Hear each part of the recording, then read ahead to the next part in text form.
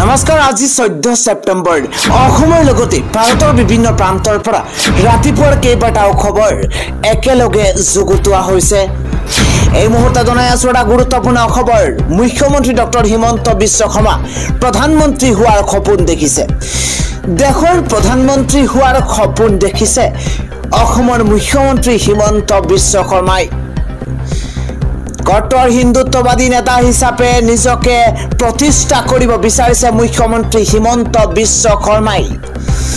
এটা বিশেষ সম্প্ৰদায়ৰ মানুহক নিঃশেষ কৰাৰ গভীৰ ষড়যন্ত্ৰ ৰচনা কৰি মুখ্যমন্ত্ৰী হিমন্ত বিশ্ব শৰ্মাই এবাৰ প্ৰধানমন্ত্ৰী হোৱাৰ সপোন দেখিছে।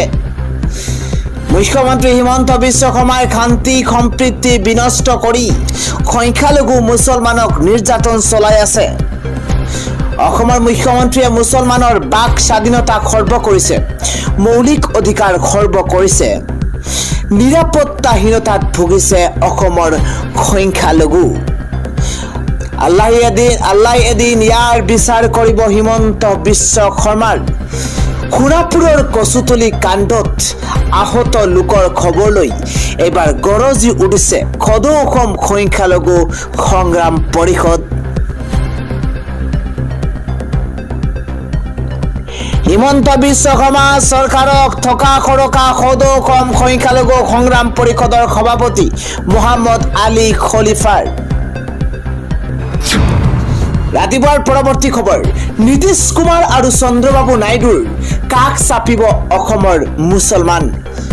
এটা ব্ৰেকিং নিউজ এই মুহূৰ্তত দিব বিচাৰিছো। মুখ্যমন্ত্ৰী হিমন্ত বিশ্ব শৰ্মাৰ বিৰুদ্ধে অভিযোগ দিব ধৰ্মীয় সংখ্যালঘুৱে আৰু নীতিশ কুমাৰ আৰু চন্দ্ৰবাবু নাইডুৰ কাষ চাপিব অসমৰ মুছলমান লোক।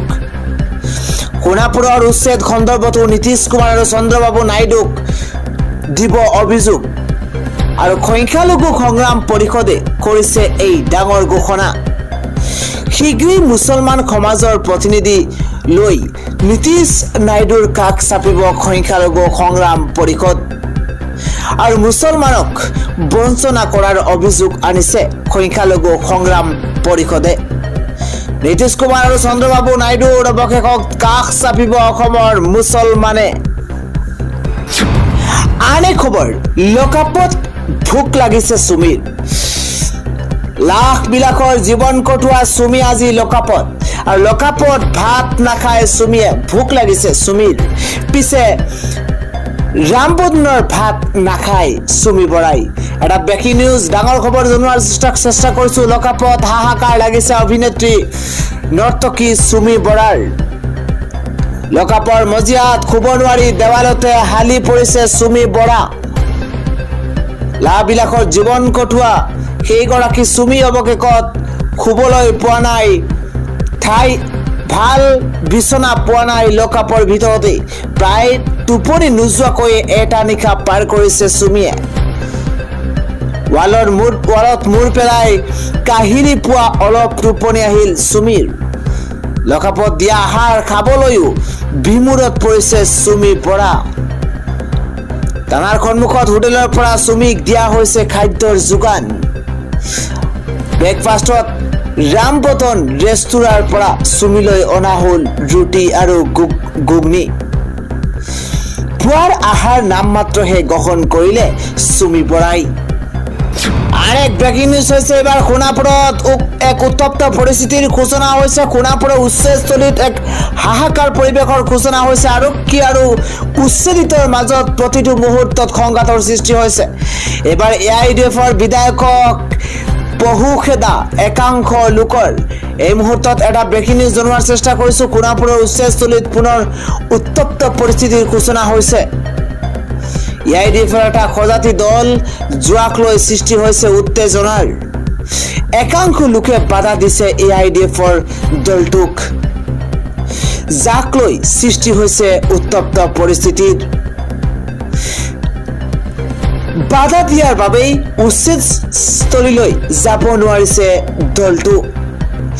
উচ্ছেদক লৈ ৰাজনীতি নকৰিবলৈ কঠোৰ সকিয়নি প্ৰদান কৰিছে উচ্ছেদিতই। উচ্ছেদক লৈ ৰাজনীতি নকৰিবলৈ কঠোৰ সকিয়নি দিয়া হৈছে। পৰৱৰ্তী আন এক গুৰুত্বপূৰ্ণ খবৰ হৈছে আজি মুখ্যমন্ত্ৰী হিমন্ত বিশ্ব শৰ্মাই কয় যে এবাৰ চিবিআইক দিয়া হ'ব ট্ৰেডিং প্ৰবঞ্চনাৰ 32টাকৈ গোচৰৰ তদন্তৰ দায়িত্ব। এই মুহূৰ্তত আজিৰ দিনটোৰ সবাতোকৈ গুৰুত্বপূৰ্ণ খবৰ হৈছে হিমন্ত বিশ্ব শৰ্মাই কয় যে চিবিআইক দিয়া হ'ব ট্ৰেডিং প্ৰবঞ্চনাৰ 32টা গোচৰৰ তদন্তৰ দায়িত্ব। মুখ্যমন্ত্ৰী হিমন্ত বিশ্ব শৰ্মাৰ ডাঙৰ ঘোষণা, ট্ৰেডিং প্ৰবঞ্চনাৰ গোচৰ ট্ৰেডিং প্ৰবঞ্চনাৰ গোচৰ চিবিআইক দিম বুলি মন্তব্য মুখ্যমন্ত্ৰীগৰাকীৰ।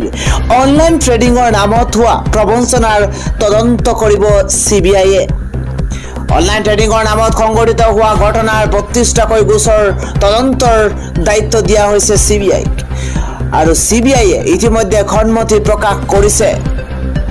গোচৰ হস্তান্তৰ কৰিবলৈ প্ৰায় এমাহ সময় লাগিব।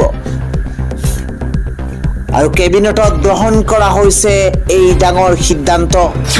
পৰৱৰ্তী খবৰ, ৰেচন কাৰ্ড, শিক্ষক, অৰুণোদয়ৰ লগতে ট্ৰেডিং কেলেংকাৰী সন্দৰ্ভত আজি হিমন্ত বিশ্ব শৰ্মা কেবিনেটে কেইবাটাও ডাঙৰ সিদ্ধান্ত গ্ৰহণ কৰিছে। অসম চৰকাৰৰ কেবিনেটৰ আজি এক বৃহৎ বৈঠক অনুষ্ঠিত হয়। 13 ছেপ্টেম্বৰ শুকুৰবাৰে অনুষ্ঠিত হয় এই বৈঠকত কেইবাটাও গুৰুত্বপূৰ্ণ সিদ্ধান্ত গ্ৰহণ কৰিছে চৰকাৰখনে। ৰেচন কাৰ্ড, শিক্ষকৰ চাকৰি, অৰুণোদয়ৰ লগতে ট্ৰেডিং কেলেংকাৰী সন্দৰ্ভত কেইবাটাও গুৰুত্বপূৰ্ণ সিদ্ধান্ত গ্ৰহণ কৰিছে কেবিনেটে। প্ৰথমটো সিদ্ধান্ত, অৰুণোদয় 3.0 আৰম্ভ হ'ব ছেপ্টেম্বৰৰ 19 তাৰিখে। আমি এটা অত্যন্ত গুৰুত্বপূৰ্ণ খবৰ জনোৱাৰ চেষ্টা কৰিছো। অৰুণোদয় 3.0 ছেপ্টেম্বৰৰ 19 তাৰিখৰ পৰা আৰম্ভ কৰা হ'ব। দ্বিতীয় সিদ্ধান্ত গ্ৰহণ কৰা হৈছে 12.7 লাখ নতুন হিতাধিকাৰীৰ নাম সংলগ্ন হ'ব অৰুণোদয় আঁচনিত। 10 জানুৱাৰীত অৰুণোদয়ৰ প্ৰথম কিস্তি। সবাতোকৈ গুৰুত্বপূৰ্ণ খবৰ, 17 লাখ লোকলৈ ৰেচন কাৰ্ড বিতৰণ কৰা হ'ব। 4,969 গৰাকী শিক্ষকৰ চাকৰিৰ নিয়মীয়কৰণৰ সিদ্ধান্ত গ্ৰহণ কৰিছে কেবিনেটে। আত্মনিৰ্ভৰশীল অসমৰ 25,238 গৰাকী হিতাধিকাৰীক অনুমোদন জনোৱা হৈছে। প্ৰত্যেক জিলাত হিতাধিকাৰীক প্ৰশিক্ষণো দিয়াৰ কথা সিদ্ধান্ত গ্ৰহণ কৰিছে কেবিনেটে।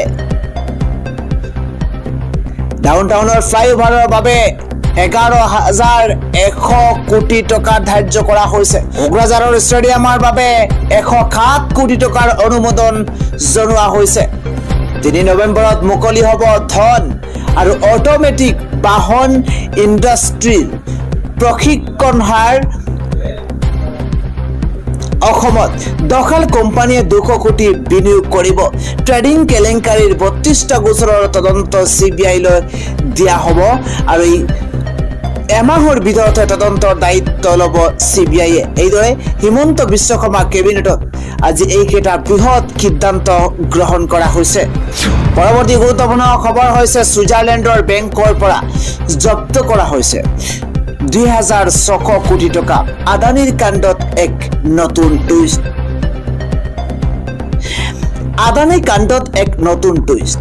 বৃহস্পতিবাৰে নিশা ছুইজাৰলেণ্ডৰ সংবাদ মাধ্যমৰ বাতৰিৰ উদ্ধৃতি দি আমেৰিকাৰ ইকুইটি প্ৰতিষ্ঠান ইণ্ডেনবাৰ্গ ৰিচাৰ্চে দাবী কৰে যে আদানী গোষ্ঠীৰ সৈতে জড়িত 31 কোটি ডলাৰ প্ৰায়